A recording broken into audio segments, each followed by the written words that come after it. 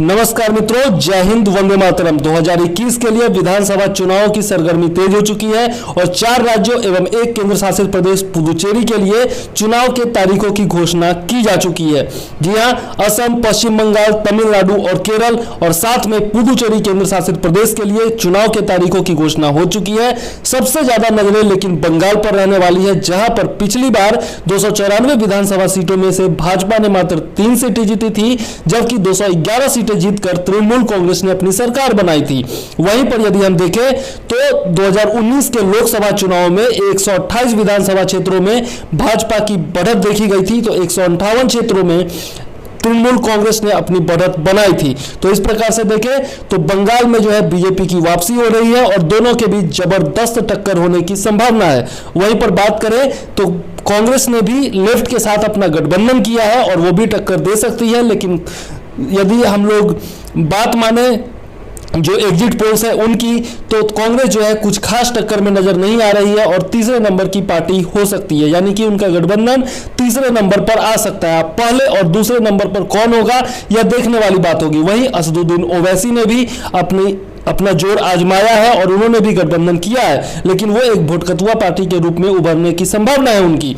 अब मोदी जी निकल पड़ रहे हैं कि भैया किस किस राज्य में अपनी सरकार बनानी है, तो वहीं पर चुनाव आयोग भी जो है वो तैयार हो चुका है। पश्चिम बंगाल, तमिलनाडु और केरल पर सबसे ज्यादा निगाहें होंगी। इसके अलावा असम और पुदुचेरी पर भी निगाहें होने वाली है, क्योंकि पुदुचेरी में हाल ही में सरकार गिरी है। 2016 की यदि बात करें तो पश्चिम बंगाल में टीएमसी ने 293 में से 211 सीटें जीती थी, कांग्रेस ने 44, सीपीएम ने 26, बीजेपी ने 3 और सीपीआई ने 1 सीटें जीती थी। वहीं बात करें यदि तमिलनाडु की, तो बीजेपी को 1 भी सीटें नहीं मिली थी, कांग्रेस को 8, एडीएमके को 135 और डीएमके को 88 सीटें मिली थी। टोटल 234 विधानसभा सीटों पर यहां पर चुनाव होने हैं और इस बार देखना है कि किसकी सरकार बनती है।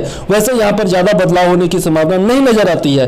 केरल की बात करें तो बीजेपी ने मात्र 1 सीटें जीती थी और इस बार यदि बात करें एग्जिट पोल्स की तो 4 से 5 सीटें बीजेपी को आ सकती है। कांग्रेस ने 22 सीटें जीती थी, सीपीएम ने 58 और सीपीआई ने 19 सीटें जीती थी। और यहां पर जो है अल्टरनेटिव सरकार बदलता है तो इस बार सीपीआई की बढ़त देखने को मिल सकती है। 140 टोटल यहां पर विधानसभा सीटें हैं। असम की बात करें तो बीजेपी की यहां पर सरकार है और इसमें कुछ खास बदलाव होता नजर नहीं आता है। कांग्रेस ने पिछली बार 26 सीटें जीती थी, बीजेपी ने 60 सीटें जीती थी और बाकी छोटे मोटे दल हैं, यहाँ पर 126 टोटल विधानसभा सीटें हैं। पुदुचेरी की बात करें तो हाल ही में कांग्रेस की सरकार गिर गई है, तो बीजेपी को थोड़ी बहुत जो है बढ़त नजर आ रही है, लेकिन यहाँ पर सरकार जो है वो फिर से मुझे लगता है कि कांग्रेस की बनने वाली है और जैसा एग्जिट पोल्स भी बताते हैं कि कुछ खास बदलाव होने की संभावना यहाँ पर नजर नहीं आ रही है। वैसे बीजेपी यहाँ पर भी देख रहा है अपना जुगाड़, कोई भी यदि लग जाए तो। उधर यदि राजनीतिक दल तैयार है तो इधर चुनाव आयोग भी तैयार है। चुनाव आयोग ने सबसे पहले अपने प्रेस कॉन्फ्रेंस में जो भी कोरोना योद्धा है उनको सलाम किया है और बिहार चुनाव की बातें बताई हैं कि किस प्रकार से सक्सेसफुली बिहार विधानसभा चुनाव कंडक्ट कराए गए थे। आइए अब देखते हैं किस राज्य में कितने सीटों पर कितने तारीखों को चुनाव होने वाले हैं। आइए देखते हैं। नामांकन की ऑनलाइन सुविधा होगी, यह कहा है चुनाव आयोग ने। इसके अलावा सीसीटीवी कैमरों की निगरानी में मतदान किया जाएगा।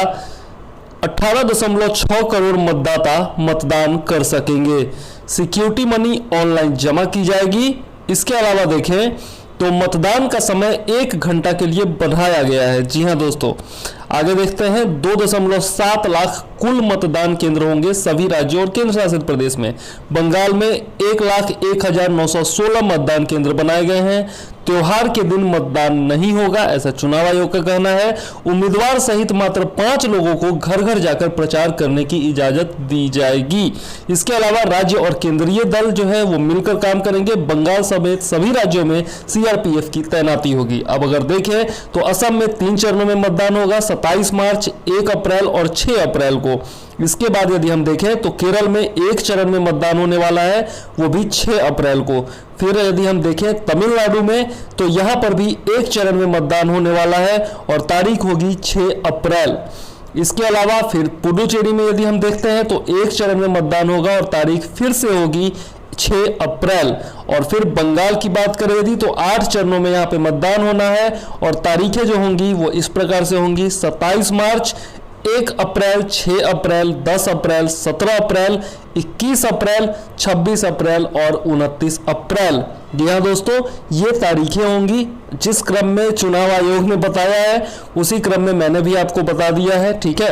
और ये आप याद रखिए, आप अपने स्टेट में किस तारीख को चुनाव होने वाली है, कितने चरणों में होने वाला है, ये याद रख सकते हैं। और एक एडुकेशन चैनल होने के नाते इससे ज़्यादा बताना, मतलब किस चरण में कौन कौन सी सीटें हैं और कहाँ कहाँ मतदान होंगे, यह बताना मैं उचित नहीं समझता। जितना बताना चाहिए था उतना मैंने बता दिया है।